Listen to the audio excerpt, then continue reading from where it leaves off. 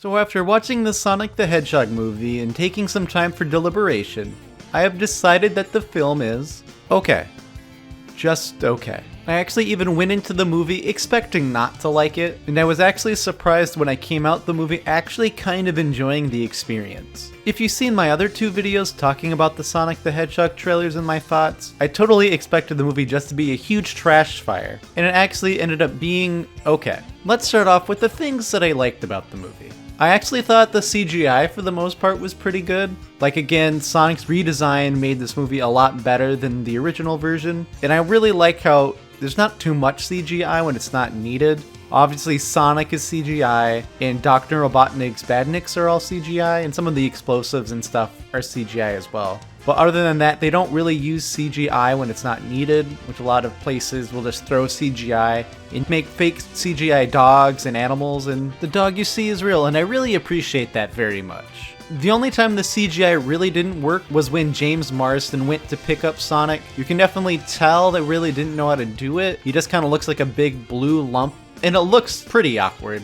With the exception of the deputy, who really just didn't care about the movie. Almost everyone else did a pretty good job and seemed like they were having fun being in the film, especially Jim Carrey. Jim Carrey did a wonderful job, and he was always entertaining whenever he's on camera. James Marsden does a pretty good job as being the main focus point of the human character that becomes Sonic's best friend. He does an okay job at that. The only problem with the character is that he wasn't really given a lot to work with. A lot of his lines and script was pretty bad, so I do give James Marsden the credit for making it work for him. While he still isn't my preferred voice of Sonic, Ben Schwartz did a pretty okay job. It kind of helped that they changed the character around a little bit, so Ben Schwartz's voice kind of fits with the portrayal a little bit better than the normal Sonic we get in the video games. The movie actually included a decent amount of Sonic the Hedgehog references to the games and other forms of the franchise.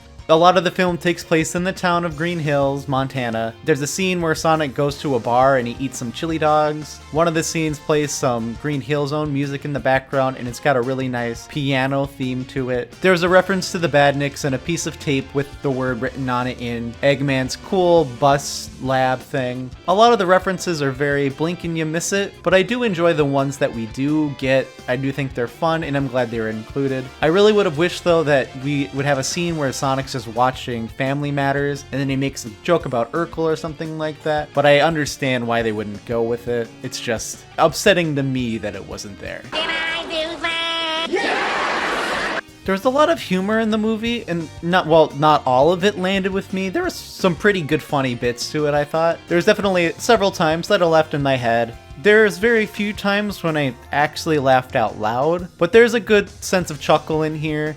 There's some good comedic timing in some of the scenes. I'm comfortable enough to say that this is a funny movie for the kids. Talking about the humor, however, will segue into what I consider bad about the Sonic the Hedgehog movie. A lot of the humor is unfortunately pretty juvenile. Like, you have your fart and your butt jokes, and as a victim of it being a comedy, Sonic never really shuts up when he's on camera, and a lot of what he says really isn't all that funny. I think they were trying to kind of go with a fish out of water approach with his character and kind of being the type that rambles on and like makes jokes. I think they were trying to go for a wisecracking approach that we do see in the video games. But in the video games, when he cracks these jokes to the villains, it's because he's trying to be cool. But in this movie, it's not nearly as endearing. In Sonic in this movie just kind of comes across as the friend to your little sibling that's just really annoying and never shuts up when he tries to talk to you.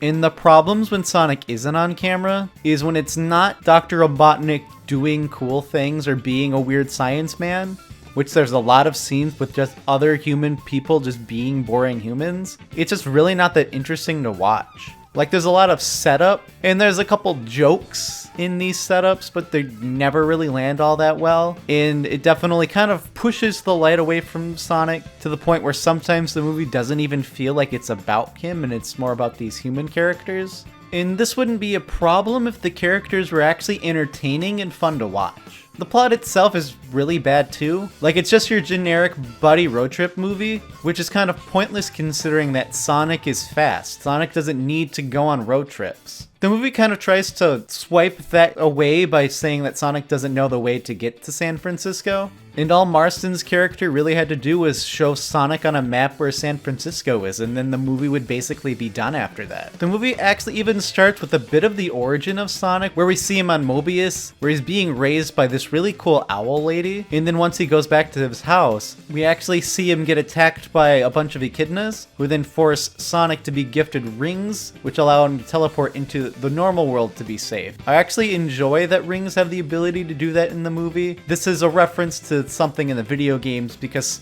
giant rings have that ability to teleport as well. It's just a shame that after he goes through the ring, Mobius is kind of completely removed from the plot, and it just kind of becomes a wacky fictional character enters the real world plot, which is not that fun. It's very rare to see that plot actually done very well. It just kind of seems like the plot was made before they even got the rights to Sonic, so they made it kind of generic. Like, it is not a movie about Sonic the Hedgehog. It is a movie that Sonic the Hedgehog just happens to be in. It's also really bizarre that while they made Dr. Robotnik super eccentric, all of his robot designs are kind of not very interesting. Like, we do get the one giant buggy that becomes a motorcycle that then becomes a really small iDrone.